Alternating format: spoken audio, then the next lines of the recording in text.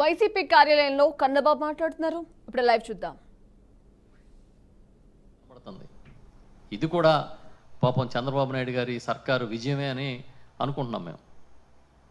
ఎందుకంటే ఏది జరిగినా వాళ్ళ ఖాతాలోనే వేసుకుంటారు కాబట్టి ఈ ధరల పెరుగుదల ఖచ్చితంగా వాళ్ళ ఖాతాలోనే వేసి తీరాలని మేము భావిస్తున్నాం. ఇదే కాదు, పన్నులు ఏ విధంగా పెంచుకుంటూ వెళ్తున్నారో చూసాం. రూరల్ రోడ్స్ అంట, గ్రామీణ రోడ్లకి టోల్ ట్యాక్స్ వసూలు చేస్తామని చెప్పి అసెంబ్లీలోనే ఎమ్మెల్యేలతో చేతులు ఎత్తించి మరీ చంద్రబాబు నాయుడు గారు ఒప్పిస్తూ ఒక మాట అన్నాడు, నేను చూశాను. మా దగ్గర ఏమీ మంత్రదండం లేదు, తెలివితేటలతోనే పరిపాలించాలని చెప్పి.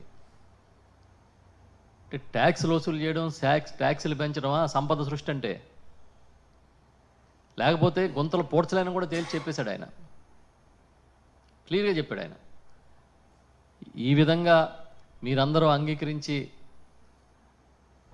ఆ ట్యాక్స్ అంటూ వేయకపోతే, టోల్ ట్యాక్స్ వేయకపోతే రోడ్లు గుంతలు గింతలు మర్చిపోండా, ఏం పోడ్చలేము, రోడ్లు బాగు చేయలేమని కూడా చెప్పాడు ఆయన.